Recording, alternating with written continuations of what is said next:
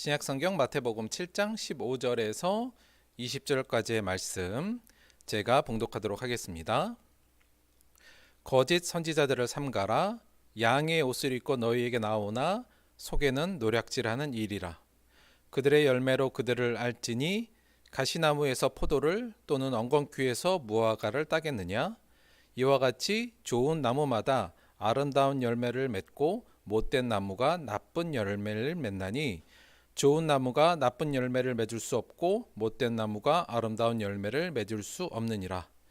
아름다운 열매를 맺지 아니하는 나무마다 찍혀 불에 던져지느니라.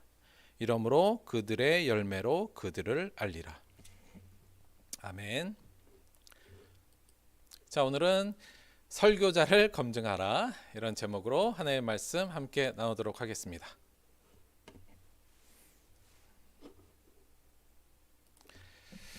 자, 두 가지 내비게이션이 있습니다. 보시면 하나는 굉장히 화려하죠. 화면도 실사하고 거의 같고 보니까 UI도 굉장히 좋고요. 안내 음성도 굉장히 좋은 내비게이션인 것 같아요. 다양한 부가 기능도 있는 것 같고요. 밑에 내비게이션은 굉장히 투박하죠. 좀 구형 모델인 것 같기도 하고 부가 기능도 없고 조금 그렇게 보입니다. 만약에 두 가지 내비게이션 중에 하나 선택하라 그러면 어떤 내비게이션을 선택하시겠어요? 아마 선택을 만약에 멈칫하셨다면 굉장히 지혜로운 분이라는 생각이 듭니다. 왜 그러냐면 사실 저희가 내비게이션을 선택할 때 제일 중요한 기준은 뭘까요? 제일 중요한 건 얼마나 좋은 UI를 갖고 있느냐, 얼마나 상세한 얼마나 상세한 묘사가 되어 있느냐, 이런 것이 아니라 가장 중요한 건 얼마나 길을 잘 안내하느냐잖아요. 그렇죠? 근데 제가 아직 그 기준은 말씀을 안 드렸기 때문에 사실 제가 드린 설명만으로는 내비게이션을 쉽게 선택하면 안 되는 거긴 하지요. 만약에 만약에 위에 화려하게 보이는 내비게이션은 길 안내 성공률이 40% 정도 되고요. 밑에는 좀 투박해 보이지만 길 안내 성공률이 90%라면 어떤 내비게이션을 선택해야 될까요? 이론의 여지 없이 밑에 내비게이션을 선택하는 것이 지혜로운 일일 겁니다. 내비게이션의 가장 중요한 기능은 길을 잘 안내하는 거기 때문에 그렇지요. 아무리 화려하고 좋아 보이고 부가 기능이 많아도 내비게이션이 길 안내 성공률이 한 40% 정도밖에 안 되면 이건 선택하면 좀 안 되는 부분이겠죠. 물론 우리가 어디 잠깐 놀러 갈 때야 실수해도 큰 문제가 없지만 인생에 아주 중요한 행사를 하는데 혹시 간다거나 이럴 때는 이 GPS의 길 안내 성공률이 그만큼 중요한 일이지 않겠습니까? 정말 지혜로운 사람이라면 그 기기 혹은 그것이 기능의 핵심이 뭔지, 그리고 그 핵심 기능을 잘 실행하고 있는지 이런 것을 판단하는 게 지혜로운 소비자일 텐데요. 사실 우리가 이런 것보다는 이 화려한 것들, 겉으로 보이는 것들, 이런 것들에 저희가 좀 현혹될 때가 많은 것 같습니다. 여러분들은 이런 지혜로운 소비자가 되는 것, 무엇이 정말 중요한 기준이고 선택의 기준이 되는가, 가장 기본적인 기능, 중요한 기능을 선택하는 게 맞고 또 그러한 지혜로운 모습으로 선택하게 되기를 바랍니다. 제가 성경의 몇 구절들을 좀 가지고 나왔는데요. 이게 성경에서 꾸준히 우리들에게 경고하는 내용들입니다. 제가 한번 읽어볼게요. 신명기 18장 20절. 만일 어떤 선지자가 내가 전하라고 명령하지 아니한 말을 제 마음대로 내 이름으로 전하든지 다른 신들의 이름으로 말하면 그 선지자는 죽임을 당하리라 하셨느니라. 예레미야 5장 31절이에요. 선지자들은 거짓을 예언하며 제사장들은 자기 권력으로 다스리며 내 백성은 그것을 좋게 여기니 마지막에는 너희가 어찌하려느냐. 예레미야의 경고의 메시지였고요.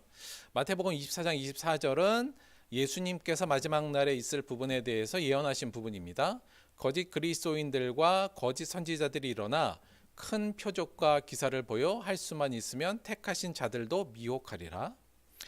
자, 베드로후서 2장 1절. 그러나 백성 가운데 또한 거짓 선지자들이 일어났었나니 이와 같이 너희 중에도 거짓 선생들이 있으리라. 요한일서 4장 1절 사랑하는 자들아 영을 다 믿지 말고 오직 영들이 하나님께 속하였나 분별하라. 많은 거짓 선지자가 세상에 나왔음이라. 전체적인 내용은 다들 이해되시죠? 전체적으로는 어떤 주제에 대한 말씀이 있냐면 거짓 선지자들을 주의하라. 지금 이런 말씀들이죠. 그런데 여기서 조금 더 저희가 관심 있게 봐야 될 것은 보시면 이러한 경고가 신명기에 나오고, 신명기는 언제 때 이야기예요? 이게 모세 때, 지금 모세 때 이야기 아닙니까? 예레미야 선지자는 언제였냐면 이스라엘의 그 왕국 시대 요때잖아요. 그리고 마태복음 이후에게는 예수님 때고요. 또 베드로후서와 요한일서는 예수님 이후에 사도들이 활동하던 시대의 이야기이거든요. 한마디로 말씀드리면 이 전체 모든 성경의 역사, 하나님께서 시작하신 모든 성경의 역사를 통틀어서 이 경고는 꾸준히 나왔다는 얘기입니다. 그래서 이 내용으로 우리가 한 가지 결론을 좀 도출해 보자면, 전 신앙적 역사 속에서 거짓 선지자들은 늘 있어 왔고, 따라서 오늘날도 여전히 거짓 선지자는 우리의 주위에 존재함을 잊지 말아야 한다. 이렇게 결론을 낼 수 있을 것 같아요. 실제로 이 성경의 역사 이외에도요, 뭐 이색이나 요때 그 교회의 가르침의 교본이라고 할 수 있는 디다케 같은 데에서도 거짓 선지자, 거짓 예언자, 거짓 교사들의 를 주의하라는 얘기가 지속적으로 나오거든요. 그래서 성경뿐만 아니라 기독교적 역사를 통해서 볼 때도 끊임없는 이단들이 출현했고, 또 수많은 거짓 선지자, 거짓 교사들이 나왔었고, 또 그들과 싸워서 이어온 관계가 기독교의 역사라고도 사실 볼 수 있거든요. 따라서 이러한 성경의 증거를 통해서 볼 때 오늘날 지금 우리 안에 또 우리의 사회 안에서도 분명한 거짓 선지자가 있고 우리 주위에 분명히 존재한다는 것을 이해하는 것, 그것을 깨닫는 것은 매우 중요한 일이다, 이렇게 생각할 수 있습니다. 자, 약간 저희 이제 복습을 좀 해볼게요. 저희가 지금 몇 주 동안 어떠한 이야기를 통해서 지금 진행해 오고 있냐면, 우리의 신앙은 적당히 하는 것이 아니라 최선을 다해야 된다. 저희가 좀 이 부분을 굉장히 강조했죠.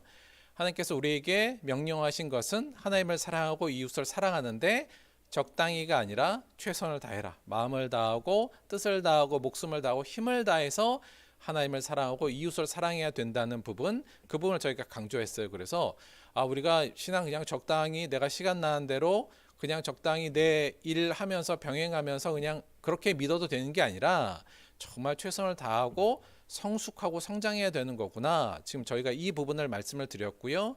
그러기 위해서 우리가 최선을 다해서 하나님을 신앙적으로 최선을 다하기 위해서, 그리고 그런 자들로 우리를 훈련시키기 위해서 하나님께서 우리에게 주신 제도가 예배다, 이렇게 말씀을 드렸고요.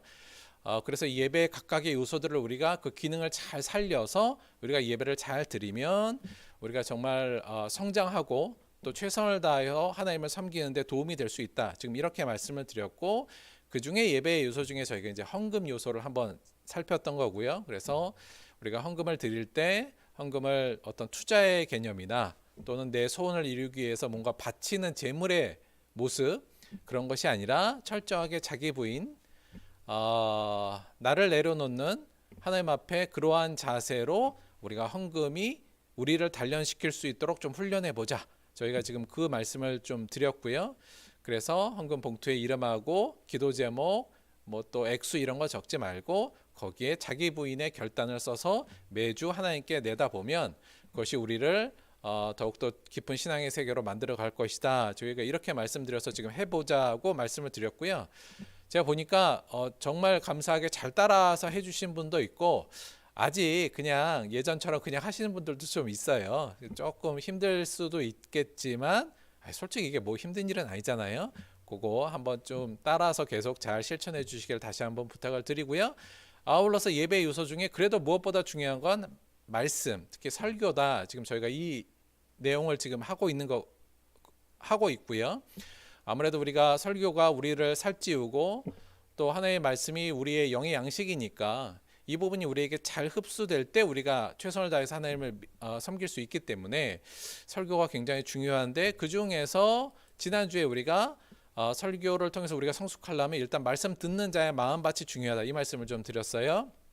그래서 우리가 말씀을 아무리 좋은 말씀을 듣는다 할지라도 우리가 결실하지 못하는 것, 성장하지 못하는 것은 우리가 우리 마음밭에 문제가 있을 수 있다. 그래서 우리가 오만과 편견으로 뚝딱딱해진 우리의 마음을 좀 갈아서 부드럽게 만들어서 씨가 들어올 수 있도록 만들어야 되고, 또 아울러서 세상에 대한 두려움, 그리고 예수를 믿는 자들이 겪는 불이익에 대한 두려움과 불신에 우리의 마음밭에 돌이 있으면 그것도 다 골라서 버려야 하고, 또 세상에 대한 욕심, 세상에 대한 위신, 이런 거에 대한 집착, 또는 명성에 대한 집착, 이러한 가시덤불도 우리가 뽑아내서 아름다운 밭을 만들 때 하나님의 말씀이 우리 안에 결실할 수 있다. 그래서 우리가 우리의 마음밭을 잘 정비하자, 이 얘기까지 지난주에 말씀을 좀 드렸던 것 같아요. 그런데 이 말씀을 저희가 받아들이는 데 있어서 전제가 있습니다. 뭐냐면 우리의 마음밭도 중요하지만 무엇보다 중요한 건 뭐냐면 그 씨앗, 그러니까 하나님의 말씀이 좋은 씨앗이 들어와야 되잖아요.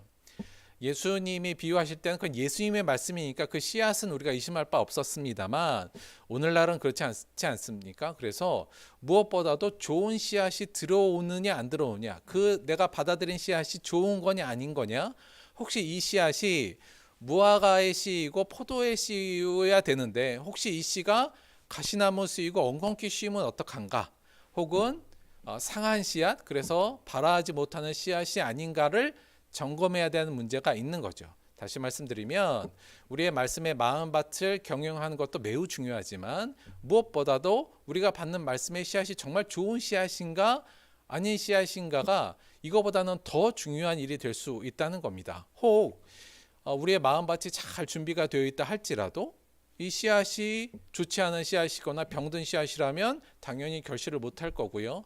반대로 또한 우리 마음밭은 너무 좋은데 마치 이 말씀이 포도나무나 감나무 같은 열매를 맺을 수 있는 씨가 아니라 가시나무 씨거나 엉겅퀴의 씨일 경우에는 오히려 우리의 마음밭이 좋은 게 문제가 되겠죠. 가시나무가 더욱더 풍성할 것이고 엉겅퀴가 더 풍성할 거니까요. 따라서 우리의 마음밭을 잘 갈고 준비하는 것도 중요하지만, 무엇보다도 말씀의 씨앗이 좋은가 아닌가를 저희들이 판단하고 좋은 씨앗을 받아들이는 것이 무엇보다도 더 중요하다, 이 말씀을 드릴 수 있을 것 같습니다. 거짓 선지자들이 늘 있었다는 것, 기독교 역사에서 거짓 선지자들이 늘 있었다는 건, 다시 말하면 사탄은 이 어디를 오염시키기를 원하냐면 이 씨앗을 오염시키기를 원했다고 볼 수 있고요.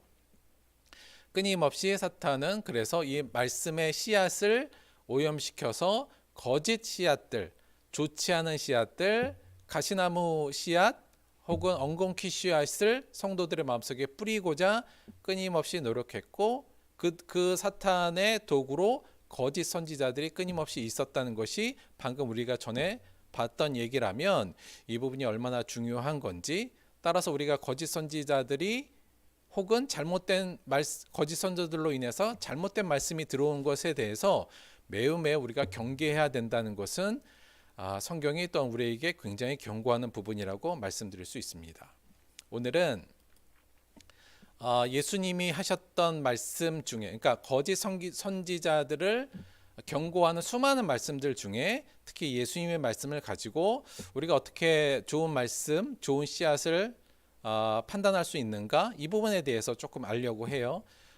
사실은 말씀드리기 전에 먼저 말씀을 드리자면 굉장히 어려운 일이긴 합니다. 복잡한 일이기도 하고 하지만 그만큼 중요한 일이기 때문에 이 부분도 저희가 한번 점검해 볼 필요가 있다, 꼭 점검해야 된다, 이렇게 말씀을 좀 드릴 수 있을 것 같아요. 그래서 이 거짓 선지자들을 우리가 어떻게, 우리 주변에 있는 거짓 선지들을 우리가 어떻게 경계할 것인가, 이 부분에 대해서 오늘 본문을 중심으로 조금 더 깊이 알아보도록 하겠습니다. 자, 오늘 본문 말씀은 이건데요. 다시 한번 제가 읽을게요. 거짓 선지자들을 삼가라. 양의 옷을 입고 너에게 나오나 속에는 노략질을 하는 일이라. 그들의 열매를 그들을 알지니 가시나무에서 포도를 또는 엉겅퀴에서 무화과를 따겠느냐. 이와 같이 좋은 나무마다 아름다운 열매를 맺고 못된 나무가 나쁜 열매를 만나니 좋은 나무가 나쁜 열매를 맺을 수 없고 못된 나무가 아름다운 열매를 맺을 수 없느니라. 아름다운 열매를 맺지 아니하는 나무마다 찍혀 불에 던져지느니라. 이러므로 그들의 열매로 그들을 알리라. 이 부분은 예수님이 하셨던 산상수훈의 거의 이제 마지막 부분에 나오는 부분인데요. 저는 산상수훈의 예수님의 수많은 정말 말씀 중에 제가 볼 때 가장 주목받지 못하는 말씀이 이 부분이 아닌가라는 생각을 좀 가끔 합니다. 왜냐하면 보통 우리들이 이제 거짓 선지자들 삼가라 이렇게 얘기하면 저기 어디 뭐 멀리 있는 이단들 우리가 이제 보통 그렇게 생각하잖아요. 그런데 사실 그 성경이 전하는 다양한 상황에서 볼 때 보통 거짓 선지자들은 보통 내부에서 일어난다는 것이 일반적인 이야기입니다. 그래서 우리가 이 이야기를 우리 교회는 뭐 정통교회고 우리 교회는 믿을만 하니까 이건 내가 신경 안 써도 되는 문제야 이렇게 볼 수는 없다는 거죠. 또는 그것 때문에 저희들이 좀 등한시하는데 매우 중요하게 저희들이 바라봐야 될 말씀이다 이렇게 생각할 수 있습니다. 오늘 본문 말씀에서 예수님이 말씀하신 거는 크게 한 세 가지 정도의 주제가 있는 것으로 저희들이 일단 보여지죠. 첫째는 거짓 선지자들을 삼가라 이런 일단 명령이 하나 나오고요. 그 다음에 내용은 그런 거짓 선지자들을 우리가 어떻게 판별할 것인가에 대한 가이드가 예수님 말씀 통해서 나오고 마지막에는 그런 거짓 선지자들은 결국 어떻게 될 것인가 결국 그들은 심판받게 될 것이다라는 내용이 크게 세 가지의 내용으로 주류를 좀 이루고 있습니다. 이게 거짓 선지자들은 결국은 심판받는다는 얘기인데요. 찍혀 불에 던져진다는 거니까. 근데 그것을 다른 식으로 생각하면 거짓 선지자들의 말씀을 받고 자란 사람들도 결국 이렇게 된다는 측면에서 매우 좀 심각하게 저희가 좀 받아들여질 필요가 있죠. 오늘은 첫 번째 거짓 선지자들을 삼가라 요 말씀하고 그들을 어떻게 판별할 것인가 요 두 가지를 좀 중점적으로 저희가 살펴보려고 해요. 어차피 그 심판받을 거라는 결과는 이미 잘 나와 있는 부분이니까요. 그래서 오늘 말씀을 중심으로 거짓 선지자를 삼가라는 예수님의 이 명령을 우리가 어떻게 받아들일지 그리고 우리가 거짓 선지자들을 어떻게 구별할지 이 부분에 대해서 조금 더 심도 있게 살펴보도록 하겠습니다. 그런데요, 그걸 살펴보는 방식으로 저희가 조금 더 본문을 확장해 보고 싶어요. 왜냐하면 이 말씀 앞부분에 이런 말씀이 나옵니다. 좁은 문으로 들어가라. 멸망으로 인도하는 문은 크고 넓어 그리로 들어가는 자가 많고 생명으로 인도하는 문은 좁고 길이 협착하여 찾는 자가 적음이라. 그리고 저희가 읽은 본문 뒷본문은 이렇게 나와요.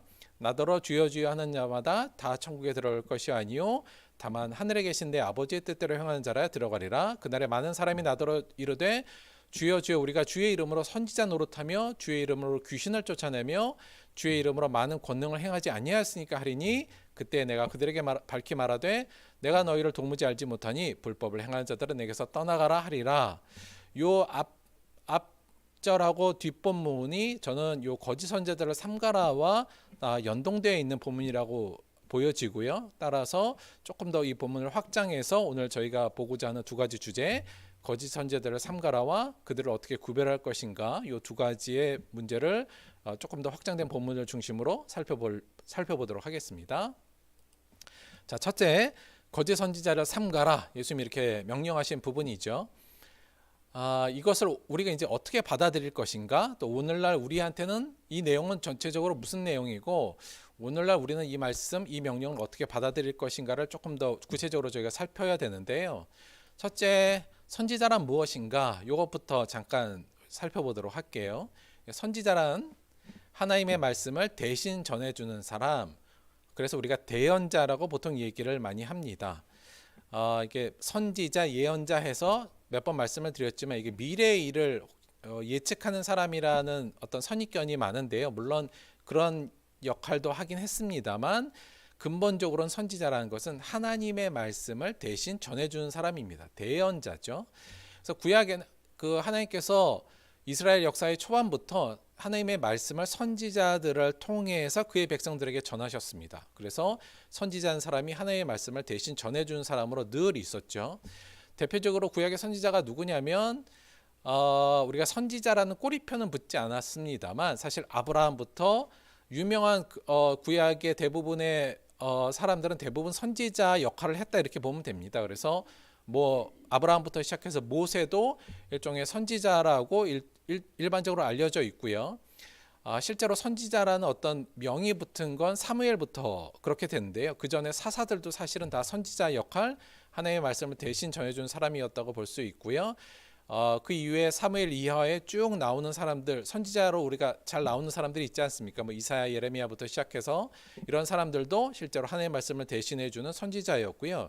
신약에 와서 마지막 선지자라는 이름으로 우리가 불리는 것이 세례 요한이고요.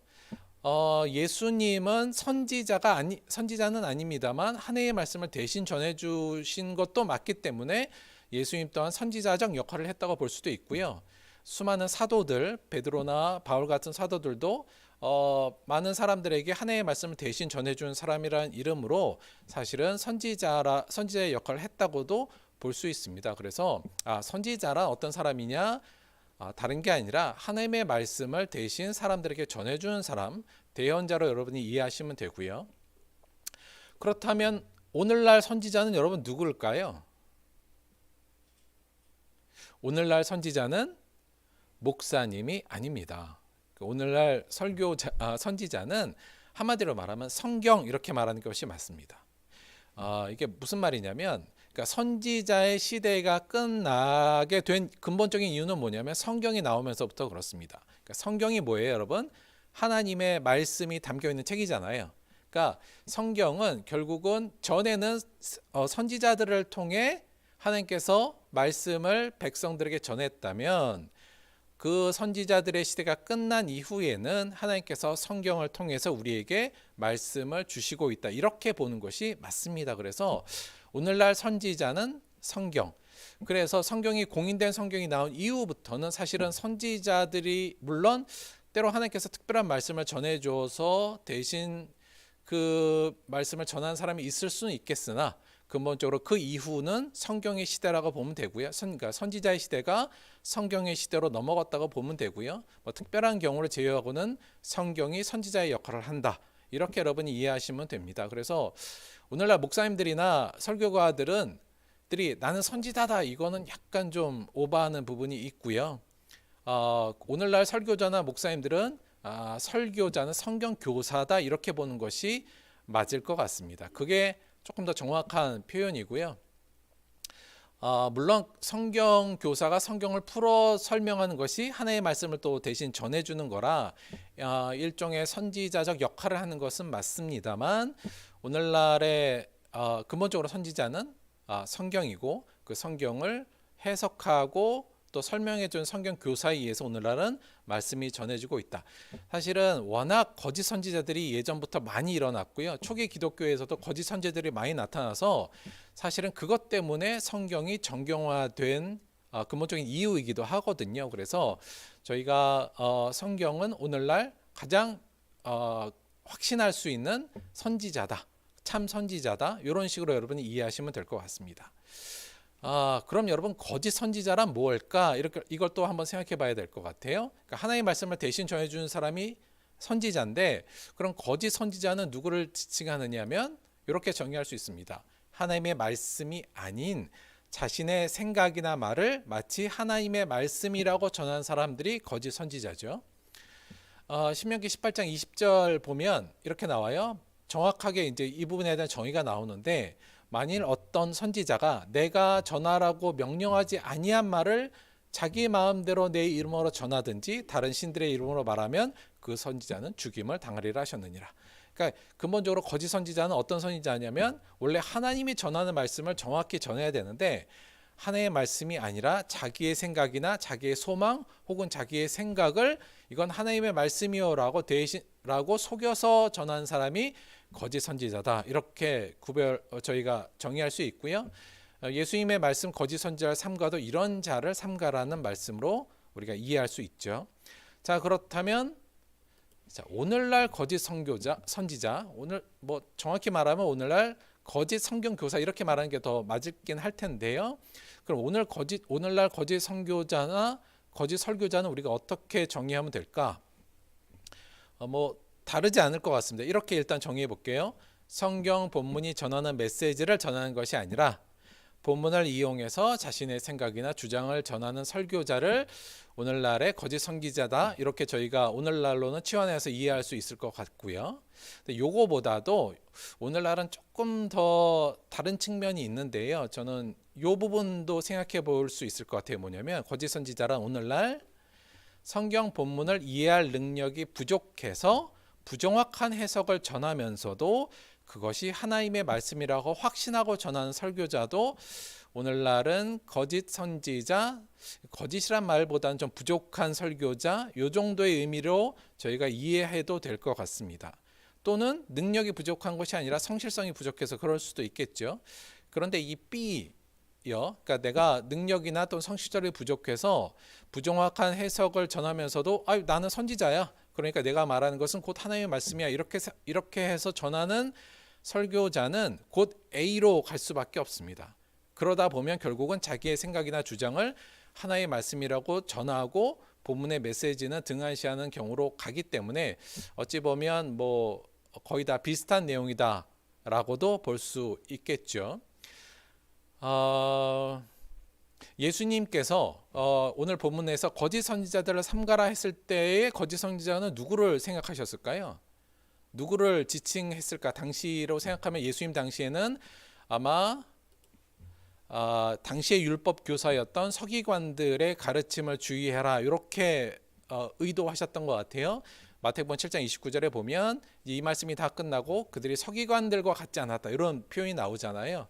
따라서 당시에 이제 서기관들, 율법 교사, 뭐 바리새인도 포함됩니다만 그들이 하나님의 말씀을 제대로 전하는 것이 아니라 자신의 임의적으로 변개하거나 혹은 잘 이해하지 못하고 자신의 생각을 전하면서 자신의 해석을 전하면서도 이게 하나님 뜻이라고 말했던 부분들을 예수님께서 주의하라, 경계하라, 이렇게 말씀하셨다고 볼 수 있습니다. 여기서 삼가라는 말이 우리말로는 조금 그 어감이 좀 낮게 느껴지는데요. 원문의 말에 의하면 이거 그냥 주의하라예요.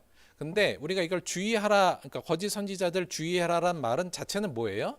주의하기 위해서는 경계심을 가져라는 게 하나 있고요. 또 하나는 뭐가 있어야 되냐면 분별할 수 있어야 되는 거잖아요. 그러니까 주의하라는 얘기는 거짓 선지자인지 참 선지자인지를 분별하라는 의미가 포함되기 때문에 예수님께서 말씀하신 거짓 선지자들을 삼가라, 이 얘기는 거짓 선지자들이 우리의 주변에 있음을 잊지 말고 네가 듣고 있는 말씀 또는 너의 설교자나 너에게 하나님의 말씀 전하는 자가 거짓 선지자인지 아닌지를 분별하라, 이 두 가지 의미를 동시에 포함하고 있는 말씀이라고 볼 수 있을 것 같습니다.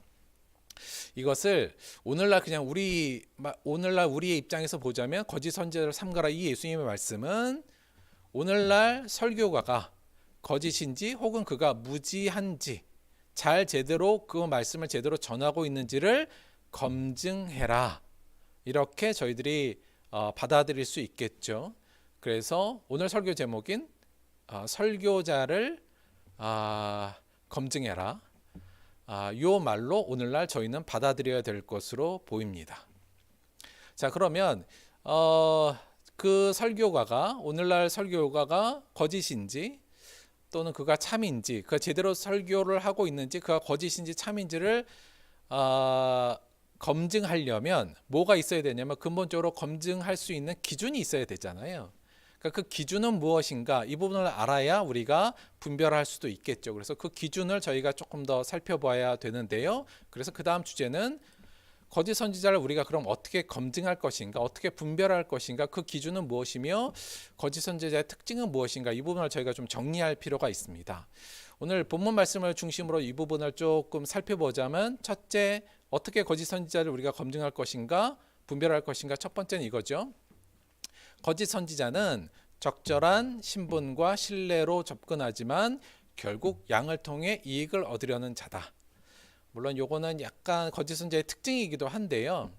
오늘 말씀에도 양의 옷을 입고 너희에게 나오나 속에는 노략질하는 일이라.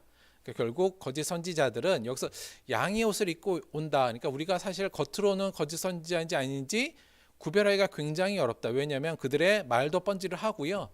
또 적절한 신분과 신뢰를 가지고 우리에게 다가오거든요. 그러니까 과거에도 거짓 선지자들은 뭐 어디에서 불쑥 튀어나온 게 아니라 다들 공동체 안에서 신망을 얻고 또 선지자라는 어떤 타이틀을 들고 오는 사람들이 대부분이었기 때문에 겉으로 볼 때는 우리가 잘 파악하기 어렵다. 그러나 겉은 번지를 하다. 그리고 믿을 만한 신뢰를 가지고 접근한다. 그러나 결국은 거짓 선지자의 특징은 뭐예요? 양을 살찌우고 키우게 한 것이 아니라 양을 통해서 자신을 살찌우게 하는 자들이 거짓 선지자다. 이렇게 전반적인 특징과 하나의 기준을 저희가 생각해 볼 수 있고요. 한마디로 정확하게 우리가 판단하기가 쉽지 않다는 얘기죠. 왜냐하면 양의 옷을 입고 오니까. 두 번째, 거짓 선지자들을 어떻게 검증할 것인가에 대해서 예수님이 확실하게 말씀하셨던 건 오늘 말씀은 이거죠. 거짓 선지자와 참 선지자는 그 열매로 판단해야 된다예요. 그러니까 그들의 열매로 그들을 알지니 이렇게 말씀하시지 않습니까? 예수님의 논거는 뭐 간단하지만 확실하죠. 다시 말하면 나쁜 나무는 결국 나쁜 열매를 맺을 거고 좋은 나무는 좋은 열매를 맺을 거니까 열매 자체로만 나무 자체로 보면 이게 좋은 나무인지 안 좋은 나무인지 정확히 알 수 없으나 그가 맺는 열매를 보면 우리가 알 수 있다. 그래서 그들의 열매를 보고 판단해라. 이게 예수님이 오늘 하신 말씀이에요. 그래서 그의 겉모습보다는 그가 어떤 열매를 맺고 있는지를 판단해야 되는데요. 결국 어떤 열매냐? 한마디로 말씀드리면 이게 그가 얼마나 하나님의 말씀을 순종하느냐, 또 다른 식으로 얘기하자면 그가 정말 성령의 열매를 맺고 있느냐 안 맺고 있느냐, 그것으로 판단해야 된다는 것이 예수님의 말씀입니다. 우리가 성령의 열매 다 잘 알고 계시죠? 뭐예요? 사랑, 희락, 화평, 오래 참음, 자비, 양성, 충성, 온유, 절제. 이런 성령의 열매. 다른 식으로 얘기하면 그가 정말 자기를 부인하는 자냐, 또는 그가 정말 서로 사랑이라는 예수님의 말씀을 충실히 이행하고 있는 자냐, 그런 열매를 맺고 있는 자냐 아니냐가 참 선지자와 거짓 선지자를 판단할 수 있는 기준이라는 것이 오늘 예수님의 말씀이죠. 그의 뭐 화술이나 또는 그의 어떤 신분이나 백그라운드가 아니라 그 열매를 보고 우리가 판단해야 된다. 이것이 거짓 선지자를 검증할 수 있는 가장 핵심적인 부분이라고 예수님이 말씀하신 부분이고요. 또 하나 이것도 저희가 생각해 볼 수 있을 것 같아요. 뭐냐면 거짓 선지자는 넓은 길로 인도하고 참 선지자는 좁은 길로 인도한다. 오늘 그 앞절 말씀에 우리가 좁은 길로 가야 된다, 이 말씀을 예수님께서 하시지 않았습니까? 그걸 약간만 저희가 바꿔 보면 사실 거짓 선지자는 넓은 길로 대부분 인도하고요, 참 선지자는 좁은 길로 인도하는 일종의 특징이 경향성이 있다고 볼 수 있습니다. 사실 구약에서 보면 대부분의 거짓 선지자들은 어떤 식으로 보통 예언했냐면요, 보통 왕실에 있는 선지자들이 보통 이렇게 했는데 보통 이런 식이었어요. 뭐냐면 그의 메시지의 대부분이 야, 하나님이 우리 지키니까 아무 문제 없어. 우리는 평안할 거야. 어떤 적이 침투해도 하나님이 지켜주니까 우리는 평안할 거야. 그러니까 안심해. 이런 메시지가 대부분 거짓 선지자들의 메시지였고요. 참 선지자의 메시지는 뭐였냐면 회개해. 우리 지금 굉장히 잘못하고 있어. 우리 회개하지 않으면 하나님께서 이방 민족을 통해서 우리를 멸망시키실 거야. 너희들 그러면 안 돼. 이런 메시지를 계속 전했거든요. 대부분이. 그러니까 결국은 거짓 선지자들의 메시지의 특징은 뭐냐면 대부분 귀와 마음을 즐겁게 하는 말씀, 우리가 지난번에 배웠던 것처럼, 그리고 참 선지자의 말씀은 보통 회개해 뭐 이런 거니까 거슬리고 마음을 무겁게 하는 말씀이 많았습니다. 따라서 거짓 선지자들은 대부분 다수의 지지를 보통 많이 받았어요. 왜냐하면 뭐 즐거운 말을 늘 하니까. 그러나 보통 거짓 선지자들은 넓은 길로 인도했지만 참 선지자는 좁은 길, 때로는 험한 길로 인도했다. 이러한 경향성도 우리가 거짓 선지자들을 검증하는 하나의 중요한 방법이 될 수 있고요. 또 하나는 이겁니다. 신비한 능력이나 권능으로 자신을 위장하는 경우가 많다. 거짓 선지자들은요. 신명기 13장 1절에서 3절 볼게요. 너희 중에 선지자나 꿈꾸는 자가 일어나서 꿈에서 뭐 예언 같은 거 받는 사람이에요. 기적과 이사를 내게 보이고 그가 내게 말한 그 이적과 기사가 이루어지고 너희가 알지 못하던 다른 신들을 우리에게 따라 섬기고자 말할지라도 너는 그 선지자나 꿈꾸는 자의 말을 청종하지 말라. 그러니까 거짓 선지자들이 진짜 막 예언도 하고 그 예언이 막 이루어지는 것도 막 보여준다 할지라도 그 선지자를 믿지 마라. 왜냐하면 대부분의 거짓 선지자들은 그런 권능과 능력을 수반해서 온다는 얘기거든요. 마태복음 24장 24절도 예수님께서 명확히 말씀하셨죠. 거짓 그리스도인들과 거짓 선지자들이 일어나 큰 표적과 기사를 보여 할 수만 있으면 택하신 자들도 미혹하리라. 큰 표적과 기사를 동반하는 것이 또 거짓 선지자들의 중요한 특징이라고 볼 수 있습니다. 물론 이러한 특징들을 이 아주 그 뭐랄까요? 아주 날카로운 기준이라고 볼 수는 없어요. 무슨 말이냐면 좀 전반적인 경향성으로 저희가 보는 게 맞죠. 왜냐하면 참 선지자 중에서도 신비한 능력이나 권능을 가진 사람들도 있고요. 그렇죠? 뭐 베드로나 바울도 다 그랬으니까요. 아울러서 참 선지자 중에서도 때로는 희망이나 위로의 말씀을 전할 수도 있죠. 예, 그럴 수도 있습니다. 그런데 반대로 얘기하면 이렇게 저희가 이해하면 좋을 것 같아요. 아무리 신비한 능력이나 권능이 있다 할지라도 그것이 참 선지자의 기준으로 적용될 수는 없다. 왜냐하면 거짓 선지자들 그걸 잘 하니까. 그리고 이런 식으로 크게 어떤 경향성으로 여러분이 이해하시면 좀 될 것 같은데, 제가 볼 때는 이 정도로 크게 이해만 해도 저는 좀 될 것 같아요. 즉 열매가 좋은지 아닌지 정확히 저희가 좀 확인하고요. 그의 선지자가 근본적으로는 넓은 길로 인도하느냐 좁은 길로 인도하느냐, 이것들을 저희가 보면 되고요. 또 하나 거짓 선지자들도 이를 속이는 능력들이 많으니까 이러한 능력이나 권능 이런 것에 저희가 속지 않아야 된다. 이 부분을 저희가 좀 생각해야 되는데, 조금 생각 드는 거, 왜 저희가 그런 거 있잖아요. 뭐냐면 어느 교회, 저희가 이제 뭐 타지에 가서 교회를 가야 되는데 근본적으로 어떤 교회를 가는 게 안전하냐 이렇게 볼 때 대부분 저희들이 어떤 교회로 가요?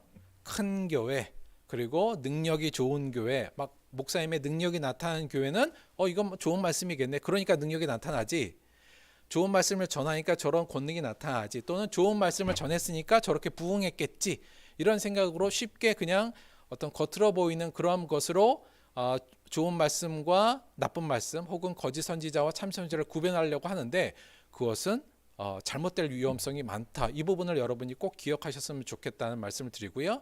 예수님이 말씀하신 그 열매가 그래도 가장 중요한 판단의 기준이 되어야 된다. 이 정도를 이해하시면 될 것 같습니다. 자, 그러면 오늘날 설교가를 우리는 그럼 어떻게 검증할 것인가, 이제 이 문제가 남았잖아요. 오늘날 설교가는 과거의 거짓 선지자는 예수님께서 그런 기준으로 이 말씀을 하셨고, 오늘날 설교가는 그럼 우리가 어떻게 검증할 것인가, 어떻게 분별할 것인가, 그 기준인데요. 이것도 물론 마찬가지로 방금 네 가지의 기준이 오늘날 설교가에도 다 적용된다고 볼 수 있습니다. 그런데 오늘 저는 조금 더 그거와 중심으로 해서 과연 그 사람의 그 설교가의 열매는 무엇으로부터 올 것인가를 생각해 볼 때, 오늘날 설교가를 저희가 검증할 때 가장 중요한 기능 또는 기준은 이걸로 정하는 게 맞는 것 같아요. 뭐냐면 설교가가 본문을 정확히 읽고 해석하여 성경의 메시지를, 성경이 원래 전하고자 하는 메시지를 잘 전달하는 건가 아닌가, 이것이 오늘날 설교가를 저희들이 검증할 때 가장 중요한 핵심 기능이라고 볼 수 있습니다. 왜냐하면 설교가가 원래 해야 되는 일이 이거거든요. 그러니까 이걸 잘하냐 못하냐를 우리가 판단하면 되는데, 그리고 사실은 이 내용에 따라 그의 열매가 결정되기 때문에 다른 것들을 저희가 다른 네 가지 다 검증하면서 봐야겠지만, 오늘날은 이 부분을 저희가 중점적으로 보는 게 좋지 않겠나. 그리고 만약에 이것이 아닐 때, 다시 말하면 설교가가 본문을 정확히 읽고 해석하지 못할 때는 말한 것 같이 거짓 선지자들이 했던 행위로 다 변질될 위험성이 많기 때문에 이 부분이 제일 중요하다고 생각이 듭니다. 그런데요, 이게 이제 알기는 아는데 이게 굉장히 좀 어려워요. 이 분별을 하기 어려운 이유가 뭐냐면, 왜냐하면 그러려면 이 설교가가 본문을 정확히 읽고 해석하는지를 우리가 분별해야 되잖아요. 근데 이게 왜 어렵냐면, 우리가 어릴 때부터 설교를 무비판적으로 받아들여야 되는 분위기로 저희는 살았잖아요. 그러니까 이 얘기는 설교를 비판적으로 좀 바라봐야 된다는 건데, 우리 목사님 설교가 제대로 본문을 정확히 얘기하는 게 맞아? 이걸 저희가 비판하고 알아야 된다는 건데, 사실 저희가 설교를 비판적으로 보는 것이 굉장히 피곤한 일이기도 하고 안 좋은 일이기도 하거든요.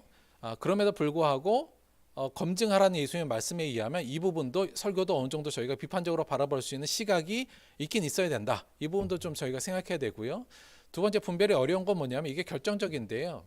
일반적으로 성도들이 본문을 해석할 능력이 좀 부족해요. 그러니까 이게 제대로 성경을 읽고 해석한 것이냐 아니냐를 판단하려면 그거에 대해서 내가 능력이 있어야 판단하는데, 근본적으로 성도님들이 그걸 해석할 능력이 부족하니까 그냥 목사님 말은 그냥 맞겠지 이렇게 듣는 경우가 많죠. 결정적으로 이 부분이 문제이고요. 세 번째는 설교가의 비일관성. 이게 뭐냐면 어떨 때는 설교가가 굉장히 하나님의 말씀을 정확히 잘 하다가도 어느 순간 잘못할 수도 있는 그런 약간 일관성이 좀 없는 모습이 있을 수밖에 없어요. 그러니까 한번 그러니까 참 설교자라고 계속 참일 수는 없을 수도 있다는 얘기죠. 그러니까 이런 비일관성 때문에 저희가 딱 구별하기도 좀 어려운 문제가 있는 것 같습니다. 그럼에도 불구하고 오늘날 워낙 설교들이 많고요. 또 저희들이 워낙 말씀을 들을 수 있는 곳이 많은데 그게 정말 좋은 말씀인지 참 말씀인지 아니면 또는 그러니까 성경의 내용을 정확히 해석하는지 아닌지는 저희가 분명히 구별해야 된다. 구별하라는 것이 오늘 예수님의 명령이니까요. 따라서 설교를 약간 비판적으로 보는 시각도 전 좀 있어야 된다고 보고요. 아울러서 성도들도 본문을 해석할 수 있는 능력들도 좀 배양해야 된다고 보고 설교가의 비일관성 때문에 꾸준하게 설교가를 검증할 필요가 분명히 있다. 이 말씀은 드릴 수 있을 것 같습니다. 그런데요, 이제 오늘 결정적으로 결국 이 말씀 예수님이 거짓 선지자들을 삼가라. 이 말씀은 한마디로 말하면 오늘날 저희들이 이걸 묻는 거잖아요. 그럼 들벅교회 성도 설교는 믿을 만한 거냐? 사실은 이 부분인 건데 이게 어려운 거죠. 그러니까 이걸 검증하라는 얘기 아닙니까? 오늘 예수님의 말씀은 뭐 딴 데가 아니라 딴 교회는 뭐 상관없고요. 지금 내가 말씀을 듣고 있는 우리의 들벅교회 설교는 과연 좋은 씨앗이냐? 거기는 거짓 선지자가 아닌 거냐를 판단하고 경계하고 분별하라는 게 오늘의 말씀이니까 이 얘기를 저희가 마지막으로는 드려야 되는데 이걸 참 제가 드리기는 좀 어려운 말씀이잖아요. 그래서 이거에 대해서 고민을 하다가 그래도 뭔가 답변은 좀 드려야 되니까 개인적으로 제 얘기를 조금 드려볼까 해요. 약간 넋두리 같을 수 있는데 잠깐 요 얘기 조금 해볼게요. 그 신학을 전공하는 사람들이 그러니까 뭐 저는 성서학을 전공했으니까 박사과정에 들어가면 크게 두 가지의 진로가 놓입니다. 뭐냐면 박사과정을 마친 다음에도 목회를 할 것인가 아니면 학교에서 학문적으로 연구를 할 것인가 소위 말하면 이제 뭐 신학교 교수가 될 것인가 두 길로 이제 나누어져요. 그래서 박사과정이 있을 때는 내가 어느 쪽으로 선택할 것인가가 이제 선택해야 되는데 보통 보니까 좀 하다 보니까 야 나는 그래도 목회가 더 강점이 있는 것 같아. 그런 사람들은 끝나고 이제 목회 쪽으로 가고요. 아니야 난 목회보다는 확실히 공부 쪽 학문 쪽이 좀 더 강점이 있는 것 같아. 이런 사람들은 쉽게 이제 그쪽으로 길을 정해서 쉽게 갑니다. 그런데 이 두 가지 중에 결정을 잘 못하는 사람들이 있어요. 그러니까 첫째는 어떤 사람들이냐면 목회도 잘하고 이 학문도 잘해서 뭘 해야 될지 모르는 사람이 있고요. 또 어떤 사람이 있냐면 목회도 어정쩡하고 학문도 좀 어정쩡해서 고민하는 경우들과 그래서 진로를 고민하는 경우가 있습니다. 저는 네 번째 둘 다 좀 어정쩡했어요. 제 개인적으로 볼 때 제가 특별히 목회적 무슨 성과를 크게 뭐 낸 적도 없었고 그렇다고 학문적으로는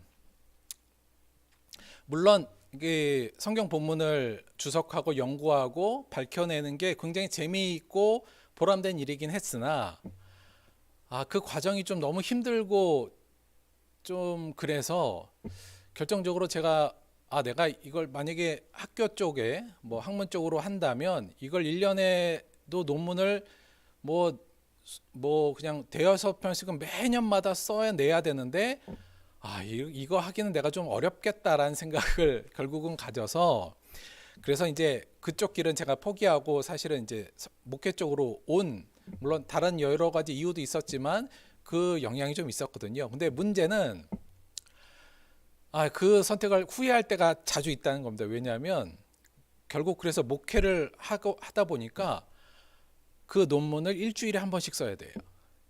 이런 상황이 발생한 거예요. 물론 설교가 논문 쓰는 것만큼의 설교를 준비하는 거는 아닙니다만 논문이 훨씬 더 많은 시간이 들이긴 하는데요. 기본적으로 설교는 그 본문의 선택 그리고 본문에 대한 연구 그 다음에 그것을 오늘날 어떻게 적용할 것인가 요 요소가 설교 요소인데 그중에 제일 중요한 게 이게 본문을 연구해서 그 안에 가장 그 본문이 전한 메시지를 발굴해내는 부분이 가장 큰 부분이잖아요. 근데 이 부분을 기본적으로 이 부분을 연구함에 있어서 이 부분을 해내는 데 있어서 기본적인 프로세스들이 있습니다. 학문적인 프로세스들이. 짧게 말씀을 좀 드리자면 일단 본문이 정해지면 그 본문을 원문을 가지고 사역을 하고요. 그러면서 본문의 각각 어휘들을 공부하고 본문의 구조를 파악하고요. 아울러서 본문의 문맥들을 살피고 그 문맥 이후에 더 큰 문맥들도 좀 살펴봐야 되고요.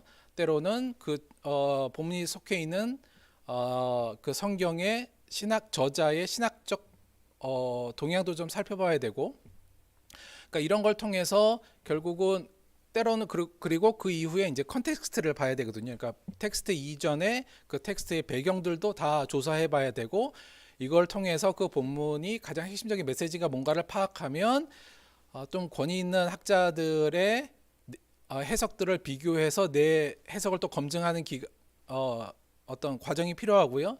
그 과정에서 그 학자와 내 생각이 틀리면 뭐가 맞는지를 겨뤄야 되고, 또 내가 어떤 그 해석에 대한 주장을 했으면 그에 반대되는 질문에 대해서 내가 어떻게 대답할 것인가도 다 점검하고, 이렇게 돼서 결국 어떤 결과가 도출되거든요. 쭉 그렇게 연구를 하다 보니까 설교할 때도 이 프로세스를 지금도 할 수밖에 없는, 해야 되는 상황이 저한테 이루어져서 사실 매주마다 이걸 논문 쓰는 정도에 준하는 어떤 과정이 필요해졌다. 제가 뭐 이렇게 제가 열심히 하고 있다는 얘기를 한 게 아니라요. 그래서 한마디로 말씀을 드리면 본문 해석의 기본 프로세스는 저는 지금도 지켜는 나가고 있다. 이 말씀을 좀 드려보려고 그런 거예요.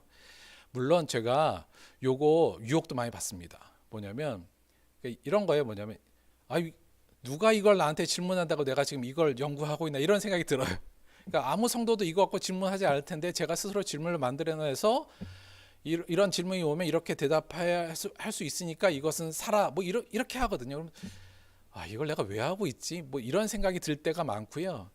그냥 적당히 하고 좀 넘어가자라는 생각이 들 때도 많긴 한데, 그럼에도 불구하고 지금까지는 꾸역꾸역 그 본문 해석의 기본 프로세스들을 현재는 지켜나가고 있다. 일단 이거 하나 말씀을 좀 드리고요. 그래서 네가 그렇게 그 정도의 프로세스를 지켜나가서 네 본문 해석의 정확도는 어느 정도 되는데 라고 만약에 물어본다면 저는 대략 한 7-80% 정도라고 기본적으로 생각합니다. 야, 목사가 하나님의 말씀을 전하는데 100%의 확신도 없이 전하는 게 말이 돼? 이렇게 물어보실 수 있어요. 저도 그거 갖고 고민을 좀 많이 했었는데요. 그럼에도 불구하고 이제 설교자로 지금 서 있는 이유는 만약에 제가 정말 사랑하는 사람이 있는데 어디 멀리 이사 가서 교회를 선택해야 돼요. 근데 A 교회 목사님은 내 설교는 내 말씀은 100% 하나의 말씀입니다. 이렇게 하는 분이 있고요. B 교회는 저는 한 80% 정도 아마 이게 하나의 말씀일 겁니다. 이렇게 말하는 교회가 있다면 전 주저없이 B로 가라고 말할 것 같습니다. 왜냐하면 그건 말씀 앞에 일단 겸손하다는 뜻이거든요. 사실은 100% 하나의 말씀이라고 확신한다는 건 저는 있을 수 없다고 봅니다. 인간이 결국은 하나의 말씀이 인간을 통해서 결국 나올 때 인간의 연약함이 있기 때문에 예수님이 아닌 이상 100% 확신하는 말씀은 저는 교만한 생각이라고 들고요.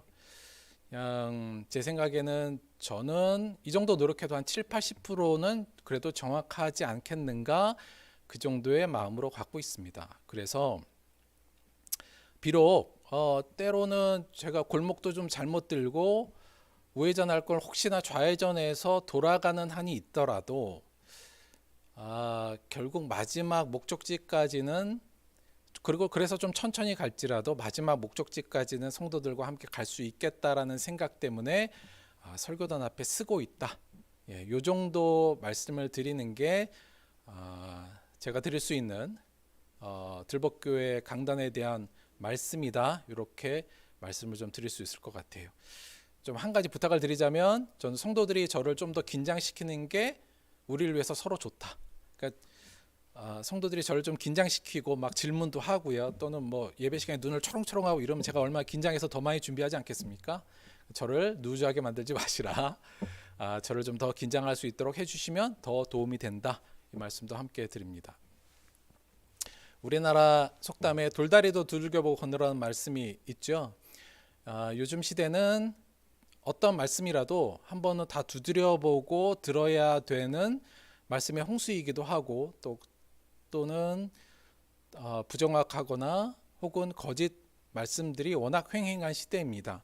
여러분이 어떤 말씀을 듣더라도 되도록이면 돌다리를 두드려보는 마음으로 거짓 선지자를 삼가라는 말씀을 마음에 심고 조금 더 의심하고 점검해보는 자세를 갖고 말씀을 드려야 되고요.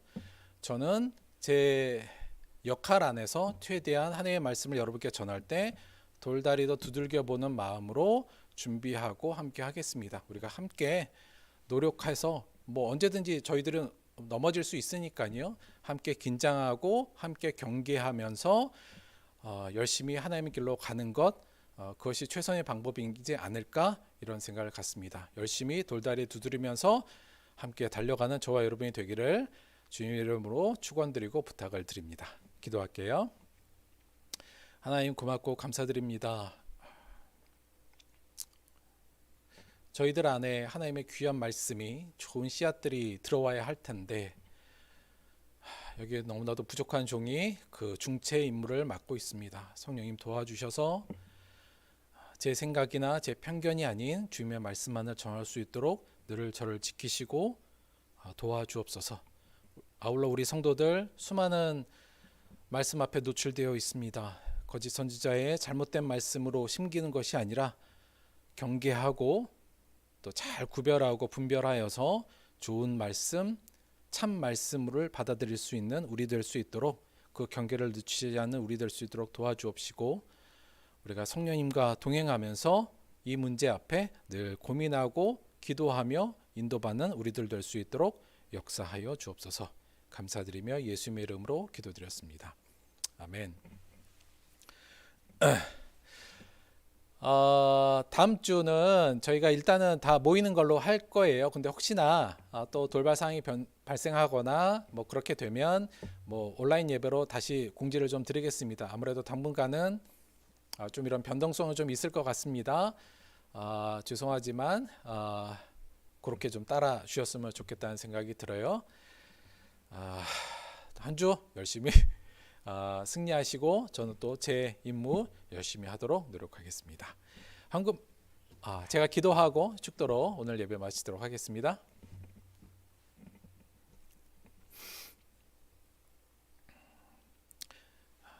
하나님, 우리에게 귀하신 하나님의 말씀인 성경을 주시니 고맙고 감사합니다. 우리가 이 말씀을 품고 이 말씀을 읽고 이 말씀을 마음에 담아 우리의 삶에 아름다운 신앙의 귀한 열매들을 맺게 하여 주옵소서. 그러기 위해 우리가 이 말씀을 잘 듣고 잘 읽고 잘 받아들이길 원합니다.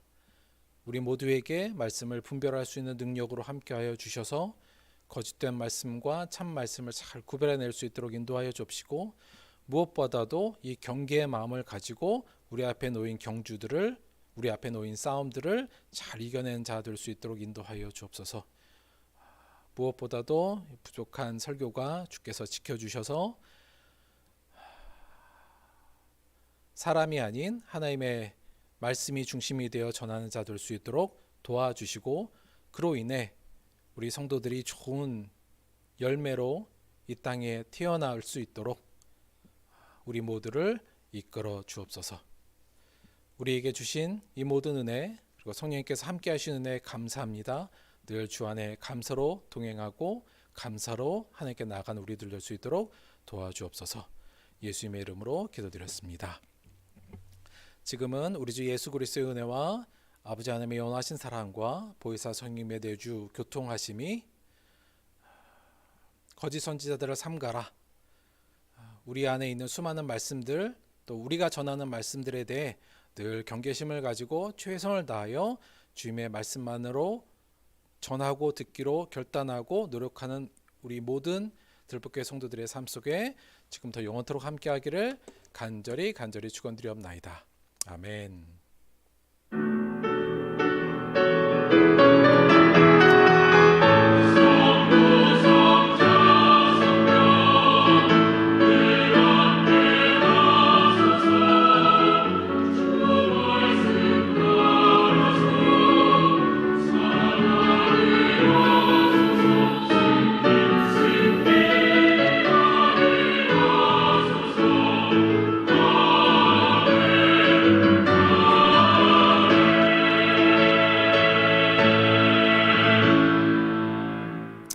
감사합니다. 하나님께 영어 박수 올리겠습니다. 수고하셨어요. 일주일 동안 건강 잘 챙기시고 가능하면 다음 주에 기쁜 모습으로 얼굴 뵀으면 좋겠습니다. 승리하시고 맛있는 점심 드시고 좋은 주말 잘 보내시기 바랍니다. 바이바이. 나 지금은 비록 땅을 버타며 살지라도 내 영혼